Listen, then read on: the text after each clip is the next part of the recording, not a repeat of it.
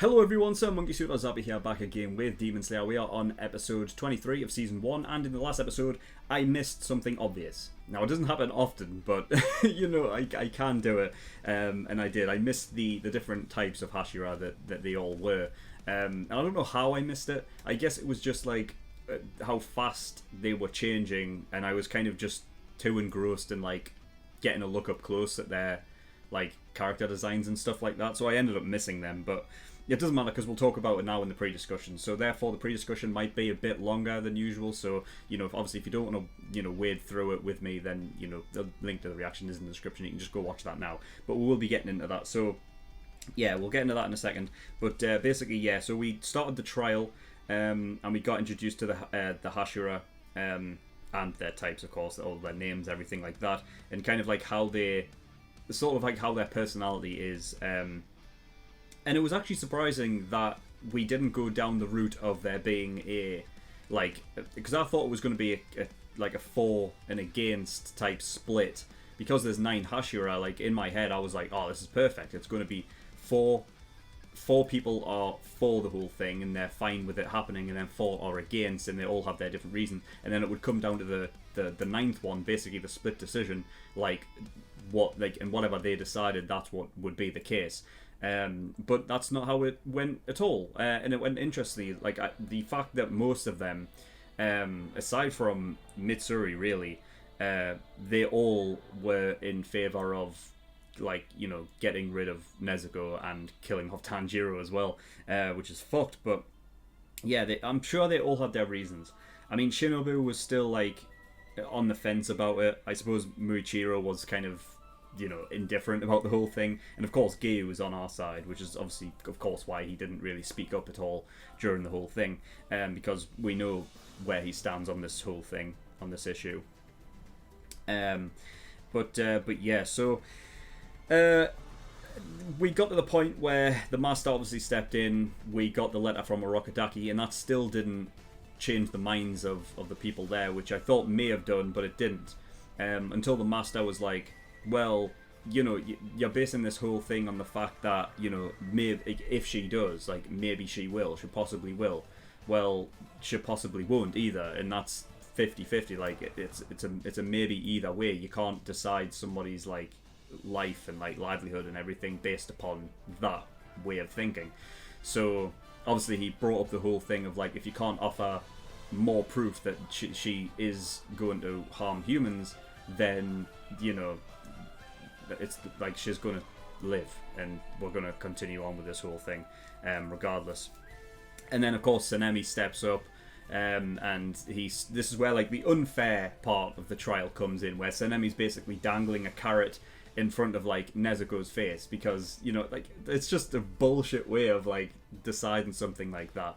Though I guess the idea is that, like, face to face with blood, this is what could happen. Like, I suppose it's like putting in a situation of what could happen in the future. Like, if any time the human's blood is, like, revealed to her, like, is she going to immediately decide that is food or not?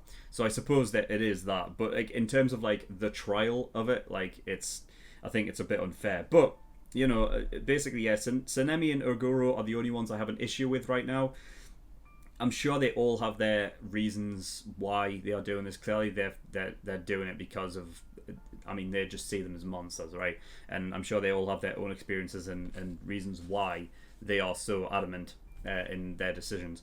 So yeah, there is that. But we'll get into the stuff that I missed, and also some other stuff that I actually, like, thought about, and things that I want to talk about, and some interesting stuff. So first of all, we'll get into the 9 Hashira. So that's Kyojuro Rengoku, who is a flame Hashira, and I guess they all use, like, like, I assume that Kyojuro would be using, like a fire breathing kind of thing, right? And I think I did talk about how I don't know how that relates to the Hinokami stuff, and how different it actually is. It'll be interesting, like, if we get to see them fight and use these kind of things. It'll be interesting to see, like, what differences there may be.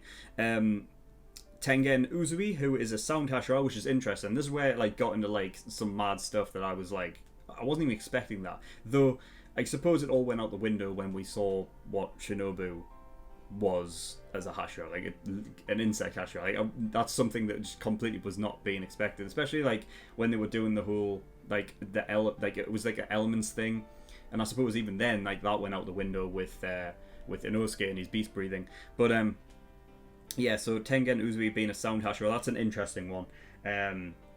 But like none of, I suppose, well, I guess I don't know how you would sort of associate sound in a visual style, which is actually now when I say that out loud, it sounds weird because obviously sound and vision are two completely different things. But I'm just thinking like in terms of his aesthetic, like like is there anything aesthetically there that would give you any indication of him being a sound Hashira?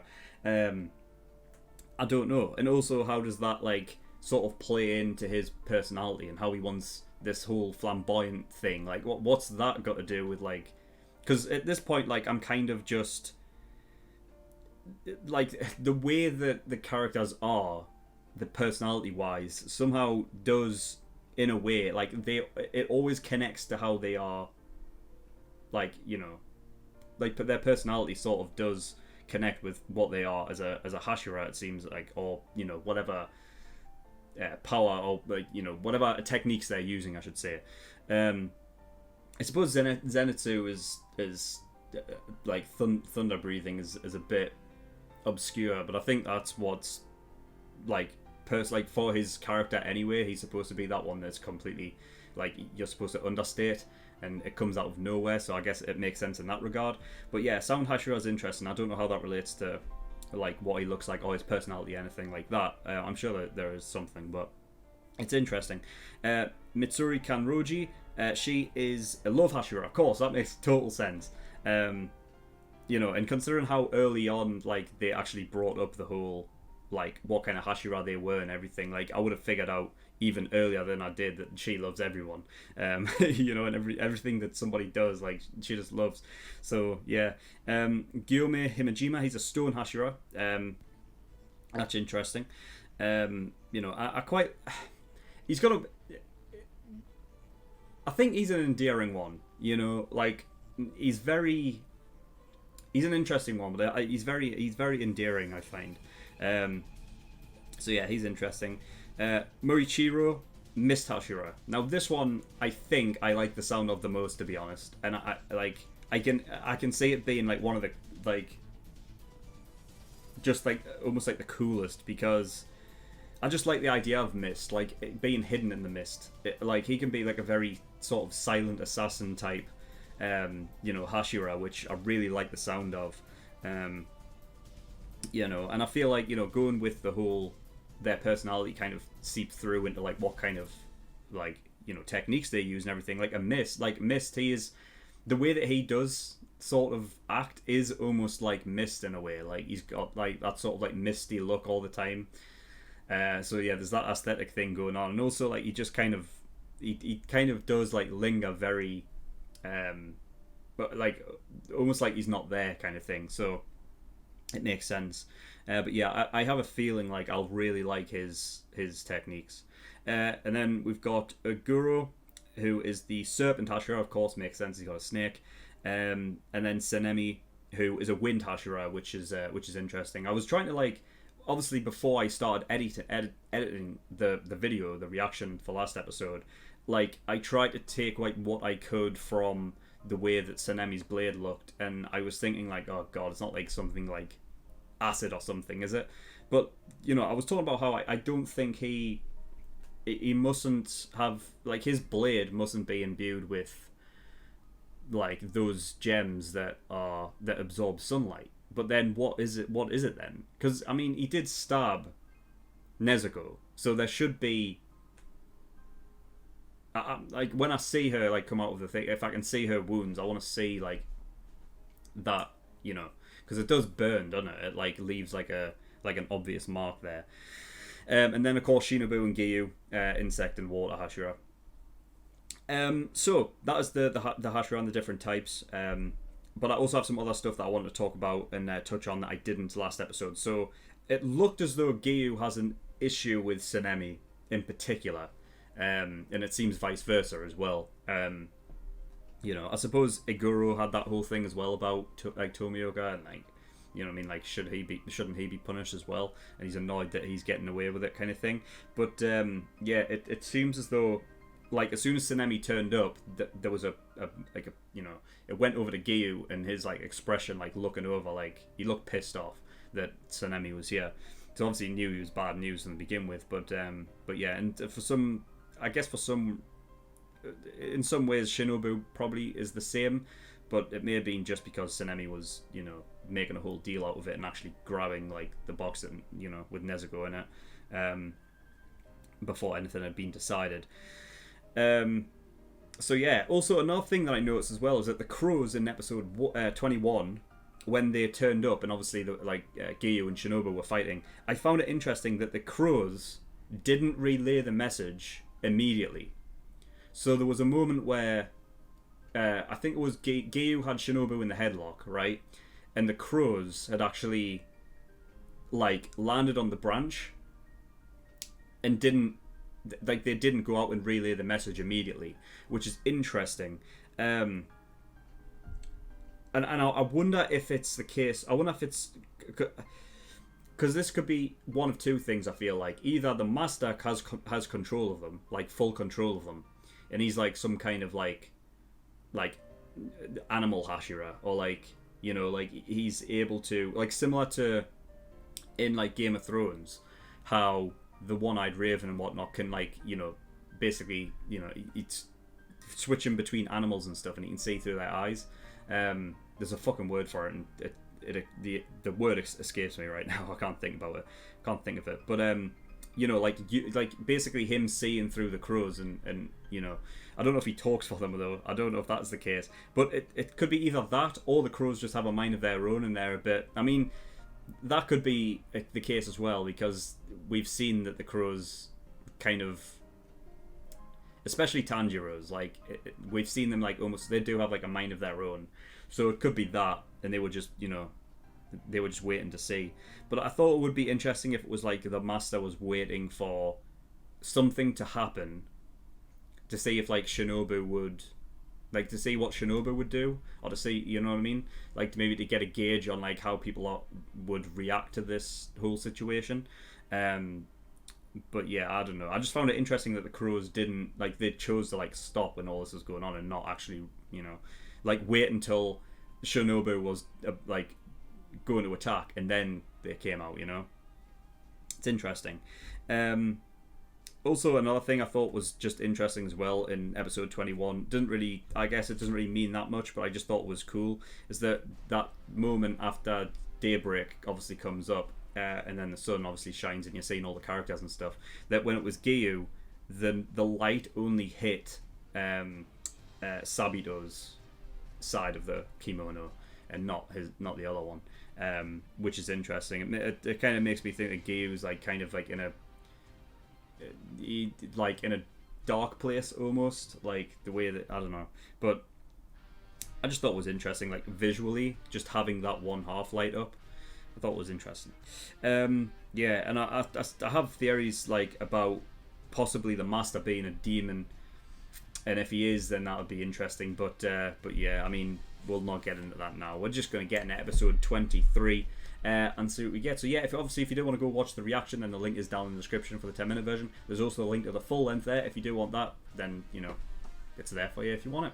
But yeah, nothing else to talk about. So we're going to get in episode 23 and see what we get. So without further ado, let's go.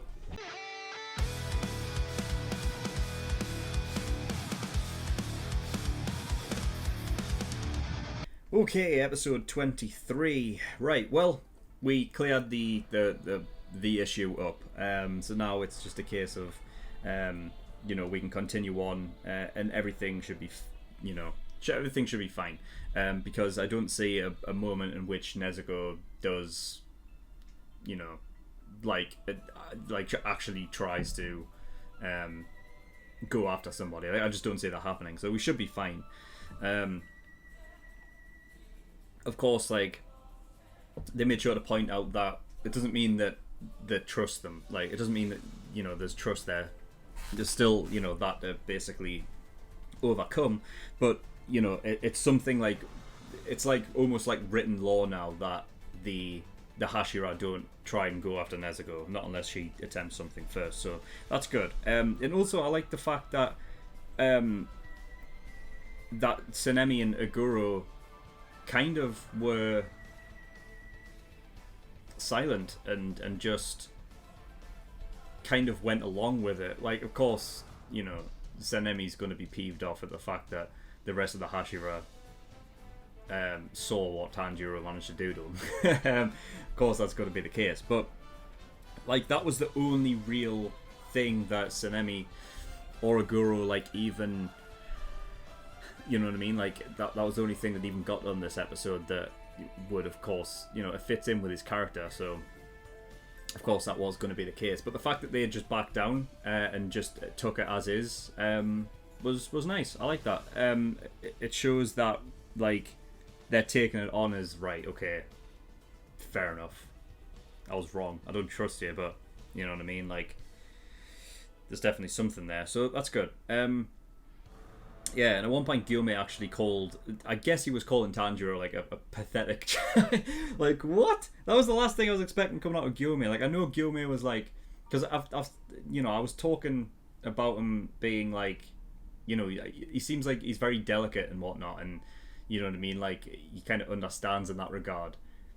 But I mean, to go so far as to call him pathetic is a bit much. A bit much. But, you know, oh well, whatever. Yeah, bloody Tanjiro breaking out with the rope. Like, that's insane. It's nuts, man. Like, you're talking about sheer fucking, like, insane amounts of strength in order to pull that off. But I love the fact that beforehand, like, Shinobu was talking about how, you know, don't use, like, a breathing technique, like, right now, because to inhale all that with all the pressure on your lungs, like, is going to cause your veins to burst. So instead, like, he didn't do that. He straight up powered out of it without any breathing techniques. It's cool. And also getting a look into Nezuko's sort of mind, and it's interesting. Like, I was trying to figure out how it is, and it's almost like, it kind of sucks, but the way that I look at it, it's almost like a lack of free will on Nezuko's part. You know, I was almost looking, because obviously it's you know, with it going into her mindset and like the way that she looks at the world, and then having her own voiceover, like, in her head, like, say it out. I think what we've got to remember is that this was instilled within her because Urokodaki, like, you know, made it that way.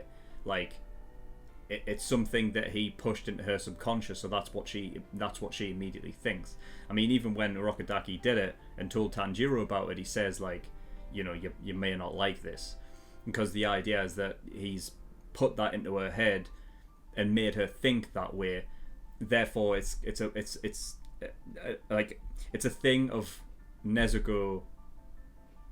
She's thinking that way because that's what Urokodaki put there, and not necessarily because that's what she's thinking. Now, I suppose it could be said, like, if I'm wrong about this, then it could be a case of this is where Nezuko, it's not just a subconscious thing that Urokodaki put into her mind now, but also, I was fucking hit my elbow off the desk. But also, like, it could be a fact of, like, this is where, like, Nezuko's now starting to actually, like, think to that degree, and, like, she actually sees it with her own free will. But I don't know, I almost, the way that what I got from it was it was almost like it's like a code that has been put in her head that she, like, can't break through and have her own. It's like what I would consider like an android to be. So if you've played that game Detroit Become Human or whatever, I haven't played it, but I've watched it, so I know what the deal is that, like, the androids in the story is all about, like, trying to break past that sort of code of, like, not harming humans or going against a human's, like, wishes or whatever, and having their own free will and stuff. And I almost saw it like that. It's almost like the way that it was being described almost sounded like a code that was being told to Nezuko in her head, so she wouldn't do it. The reason why it seems like it could be that Nezuko like is actually thinking this way for herself was because she was the one saying it. It was in her voice. So, but the way that I thought about it looked like it was just that code being like read to her as like, right, well, that's what it is. So, don't do it. But she did have like she has obviously it's connected to her own memories. So everything that she sees obviously the Kamado family within it. So that's obviously her thinking that bit. But the whole thing tied to it of seeing humans as a family and everything that Orokodaki put in there kind of just meshes with it in that way. So that's how it's visualized. But yeah. So yeah, that whole thing there. The Master's voice makes Tanjiro feel like he's float, or he has this sort of like kind of weird effect. I mean, it seems I don't know if it's like a Tanjiro explained it like it almost was a physical effect. I don't know if it was specifically a description of like it just makes him feel like he floats. Like it's like a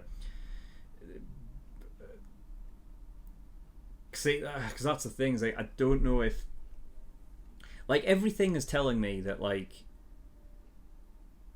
that the Master is a demon in some form or fashion. Like he's a demon that is obviously a good demon, and the fact that he knows Tamio even puts me further in that sort of like in that way of thinking. But I don't know, because it doesn't necessarily mean that the Master is a demon because he knows Tamio. You know what I mean? Like it could be a thing of I was even talking about this last episode. Like I was talking about how it would be interesting if he actually knew Tamayo, and that there may be some connection there between like them two and Orokodaki, and that's the reason why Orokodaki is fine with the whole Nezuko. He was fine with the whole Nezuko demon thing, and that Giyu knows that since he was the one that he trained under him. That there would be I figured that there must be something that Orokodaki knew beforehand about demons, which is why he was fine with Nezuko. And I feel like Giyu knew about it as well. That's why back in episode 1 he immediately told them to go see Orokodaki. And I was talking about last episode about how I feel like Orokodaki and the Master do have this kind of, it feels like they have like a relationship where like obviously they're still in talks with each other, and the Master is fine to hear him out and everything. And that I was talking about how if Tamio is involved with this, that would make sense. So yeah, interesting. Like I don't know. So I mean, yeah, back to the original point of like the Master's voice makes him float. I don't know if it's a case of like, well, if he's a demon, right, then it could be his demon blood art that does that, and it does actually have some effect. Then that's the reason why, but like it's a blood demon art that isn't destructive, but something that is calming and soothing. Like I don't know, it's interesting that did they talk about, I feel like they have talked about in the show that the Demon Slayer core, like how long did it come after demons came about? Because I'm wondering if, I mean, this completely disregards it, but the fact of the Taisho secret at the end in the like after the end credits, that it was said that the Master is the 97th leader. Now I don't know if that's truth. I feel like the Taisho secrets are truth. Like there's no reason to just be false information. So I feel like the Taisho secrets are actually the real thing. So he would be the 97th Master, and Kyojuro said that. But yeah, that would go against the whole thing of him being the 97th leader. I was about to say, like, because depending on certain things, like there could be a case where the Master was actually a relative of Muzan, and the whole thing there with the whole sort of the way the story is and how it's very it puts the demons in a sort of sympathetic light. You feel very pitiful and sorrowful about them at the very end. That that's what the overarching story could be. You know, Tanjiro sees them obviously as tragic creatures, and it could be a case of the master sees the same thing with Muzan, like, you know. But then I don't know. The tragic nature of it comes from the fact that they weren't the first one, really. The fact that Muzan is the first demon, it all comes down to how that became a thing in the first place. It all depends on how that even happened. Like, if Muzan, like, I don't know, something could have like happened where, I don't know, like, I don't know, like he entered into some kind of fucking, like, you know, tomb or burial ground that like cursed him or something, and then therefore that's what caused it. Then he didn't ask for it. And there could be a case of at the end of the show when Muzan dies that we also get like a sorrowful look at the reason why things happened with him. I don't know, but you know, it could also be a case of like he just did some kind of fucking ritual hoping to get all of this power, and then therefore it's just like he's the one demon that we don't feel sorrowful for. But it could be, you know, it depending on, let's say the master, like hypothetically, is a relative, then, you know, because even at the end there, when the master is like talking about how he will defeat Muzan, right, and will do it without fail, he still has.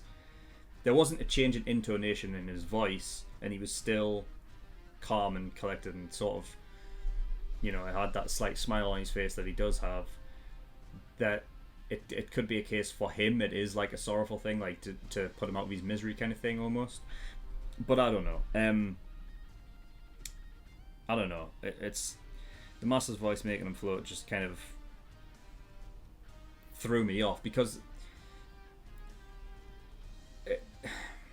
anime doesn't seem to do the whole thing of, like, it's not written the same way, and that goes the same for like manga as well. There may be some manga out there that do it, but generally not, because obviously it's paired together with like actual drawings of what you're seeing and everything, as opposed to like a book, like, you know, where it's just pure literature, and therefore you have to just like describe with words and everything. That there would be no reason for Tanjiro to really point that out unless it meant something, which is why that's thrown me off so much, and that it could be an actual physical thing that is happening. But yeah, I don't know, like, if he is a demon, I feel like it's part of his blood demon art that just is a calm and soothing thing, and therefore it's a good use of blood demon art. But you know, I don't know. So yeah, what else? Yeah, so then we got, obviously, Tanjiro and even Inosuke and Zenitsu now are being held in Shinobu's house. I believe that's what... It's interesting, considering it's called the Butterfly Mansion. So they use this place as like a place for the Hashira meetings, but this is also Shinobu's home, I guess. Which is interesting. I don't know if that is a case of like being part of a family that, you know, like they could have been from some kind of lineage or whatever that always had like the Demon Slayer call like thing going on, passed down to generation and generation. So it's like a big, like their family could be like a big deal within the Demon Slayer call, and therefore they get like use this place as their sort of like a headquarters kind of thing.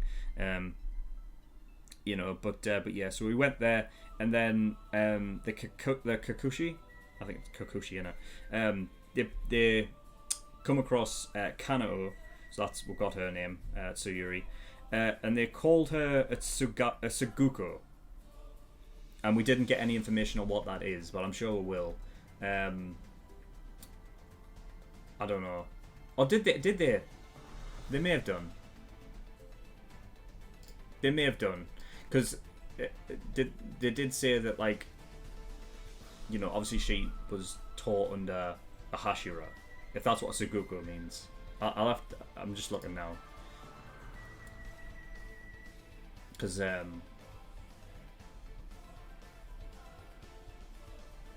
yeah, a Suguko is a swordsman trained by Hashira. Okay, right, never mind. Forget what I said. Yeah, so that's what a Suguko is. Interesting, okay. So, in a way, Tanjiro is a Suguko then. because he trained under a Hashira, it's a former Hashira, but like I'm sure Orokataki just retired, but he's still like I don't think he went out because his like abilities weren't good anymore. But like it's just he just retired. So technically, in a way, I would say Tanjiro is a Sugoku as well. So yeah, and then so we got back to Zenitsu. It's nice to see him like back in his old ways again, even though he's not fully like all right yet. With so little episodes left, I feel like not much is going to happen in terms of like I don't think we're going to really be going out in it like having another fight. And it's just going to be them healing up right now because I think they said what was it 3 months that Zenitsu has to take the medicine 5 times a day for to restore his limbs because they were shrinking and starting to fucking transform, right? So yeah, he needs to take that 5 times a day. So it reminds me of like Harry Potter where Harry like loses the bones in his arms, so he has to regrow them back. He has to drink that fucking that pumpkin juice shit or whatever the fuck or whatever it is. It's stuff that like tastes like pumpkin juice or whatever. But he says it's fucking horrible. It's like, of course, like the medicine that is actually good never tastes great, does it? it's always terrible. But yeah, so bless him.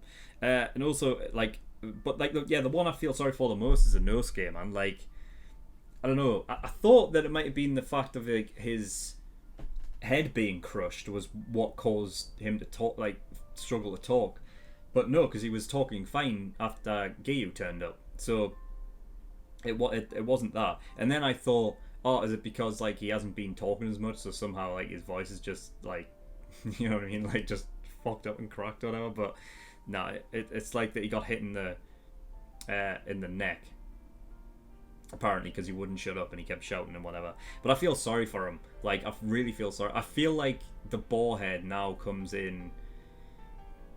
I think it's an interesting visual to have him have a boarhead, because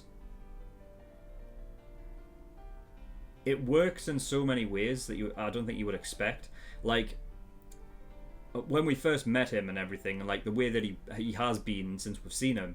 When he's, he has it on, and obviously he's basically that inner beast is, like that's what it's like situated on his head. Like it's like I'm a beast of the fucking wild, like I'm a boar, right? And that's like it's like almost like his calling card kind of thing.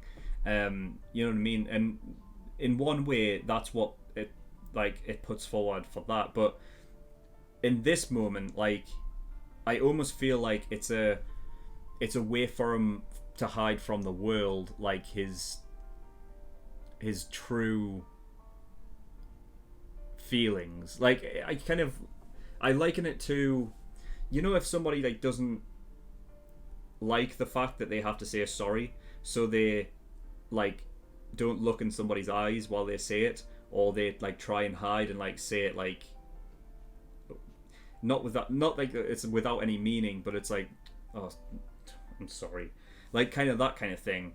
Because Inosuke is so prideful, I feel like having the boarhead and having his face covered up like means that like you can't see the emotion on his face, which I feel like he would try and hide. Like he doesn't want to seem weak, so therefore having him like he could very well be upset like under that mask, and I feel like he is anyway.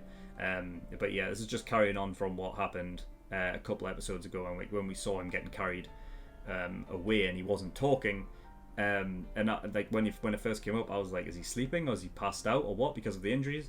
But no, it's like he's just contemplating the fact that he never went out there and actually he was strong enough to take them on. So you know what I mean? But it's like seeing him just lie there, like not moving really, really no, not at all, and saying like sorry for being weak is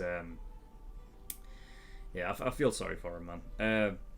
But it was a nice moment seeing Tanjiro like really like break up because he couldn't save him or whatever. I thought it was interesting the flashback that they went to though was Tanjiro sorry, Inosuke getting his head crushed, because Tanjiro was gone by then. You know, like when he was getting his head crushed, that's when Giyu showed up. You know, but I guess it's taking you back to that moment that we know, like Tanjiro wasn't there to save him, but luckily Giyu was.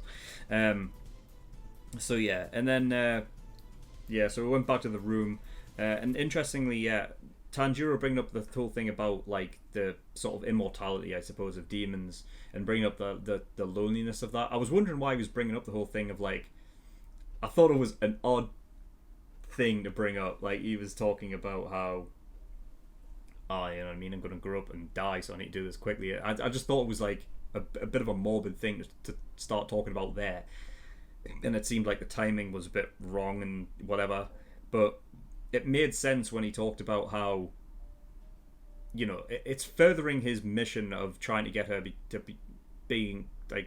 come back human, and it's all like on your perspective of looking at it, because in one way, and this is the completely wrong way to think about it, by the way, but I'm just pointing it out, is that like by bringing Nezuko back to being a human, what he's saying there is that she will die, you know, because she won't be immortal anymore and she won't live, you know, forever anyway.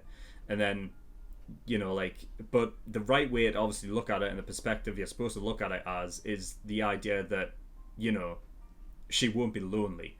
Like, this is a whole thing that's been brought up before, like in Code Geass, for example, with C2, you know, being alive for that long, you get into relationships, you get close to people, then they die because they die of, you know, just old age or whatever, and then, you know, you do the same thing again and again and again, and you're the only one to keep suffering with that, you know what I mean? So the idea of immortality is very, like, it's an interesting concept, because the idea of like, oh, living forever, like, on the surface seems like really awesome, you know what I mean? But the sort of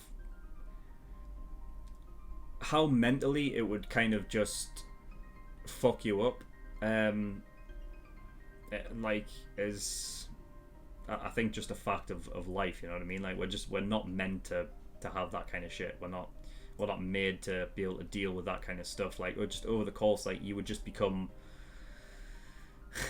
a zombie in a way, like, you know what I mean? Like a robot. Like, the emotion would drop, and eventually, because you would just not even care anymore, and it would just become it would be a harsh existence, you know what I mean? Like, it wouldn't be good, it wouldn't be nice. So I like the fact that he brought that up. That was really cool. And then we had obviously the meeting, and the master was basically pointing out that, well, they were all talking about how, like, this point in time is actually the point where the demons are more sort of, you know, it's basically getting more chaotic out there, and I don't know what that's tied to. I don't know, like, why that is. Maybe it could be a case of Muzan, because he's aware of Tanjiro, that he has stepped things up a level, and like, because he can't, like, he can see, like, what could happen. Like, clearly, obviously, he has something with the earrings, right? And obviously that was paired with the whole thing that happened a few episodes back with Tanjiro and the Hinokami and everything like that. That obviously they're tied together, and it seems like a kind of breathing technique with the Kagura and everything. The actual ritual is somehow tied to whatever Muzan, like, to defeating Muzan or whatever. Like, there's something there that obviously that connection is something that Muzan does not like. So therefore, could have been a thing like Muzan's right. Well, you know what I mean, I can't let this happen. So he increases, like, everyone's, like, all the demons, like, sort of just efforts, and, like, makes them, you know, be a bit more, like, fucking chaotic and whatnot. So I guess that's what they could be talking about. But even in the case of, like, them talking about the Demon Slayer Corps and how it's, like, the weakest it's ever been, that the Master still has that faith in the group that he has, that this is the best group ever assembled since the beginning of it. So it's interesting, that sort of difference there, that you've got the group of the Hashira, the elite, that are the best that they've ever had, versus the fucking, you know, the the general core that isn't all that great right now. That being said, you've got 5 of the people who did the final selection that are clearly worthy. You know, they might have something to say about Zenitsu, really. You know what I mean? Until they see what he's capable of otherwise. You know, but yeah, and we still haven't seen that other guy yet. The guy with the scar across his, which I actually noticed in the opening, which I hadn't beforehand. That's the same guy. I just didn't think because the hair's so different. And obviously, it's been, you know, I guess it's been a while since he's time to like grow his hair out, and now he's got like the same bit on top where it's like the mohawk or whatever, but it comes all the way down the back now and it's growing out a bit. So he looks kind of cool. Like, I'm not gonna lie, but yeah, interesting episode, and yeah, like the Master's a lot more. We've gotten a lot more information on him, but he's still very mysterious. So I'm interested to learn more about him. I don't know if we really are. I feel like because we've got like gotten quite a lot with him in these past couple episodes, that I feel like we're going to be waiting a bit until we get more on him, really. But you know, we've got like 3 episodes left, so you know, like I said, I feel like we're going to be sticking here and kind of you know, like healing up and everything. So it gives time for a lot of exposition and dialogue between the characters that we can get to know some things. So yeah, I'm interested to learn about that, because I feel like, you know, good thing about shows that, you know, obviously their fights are like great and amazing and everything like that, but I love getting to learn more about stuff. You know, I love world building and everything, and getting to know, like, you know, how things work and everything. So I'm excited for these next you know, I guess these last few episodes. But yeah, that's all I've got. So thank you for watching. In the description below, I have links to certain things. One of them is the Discord, so you can get yourself over there if you wish. And I also have a Patreon page as well, so if you do want to support me on Patreon, that'd be very much appreciated. There is a bunch of different tiers and rewards there, depending on how much you want to support me with. So there's the early access tier, $5 a month. That gives you access to shows a week early, including obviously Demon Slayer. So obviously episode 23 and 24 will be out today, but if you want to see the last 2 episodes immediately and not have to wait a week, then you can do with the Patreon link there. There's also $10 for full length, so if you do want to watch any of these in full, then you can do. And then there's other tiers where you can pay to have a show reacted to as well. So if you want me to react to a show, go have a look at those tiers and see what they offer. But that's all I've got. So thank you for watching. I'll see you all next time. Bye bye.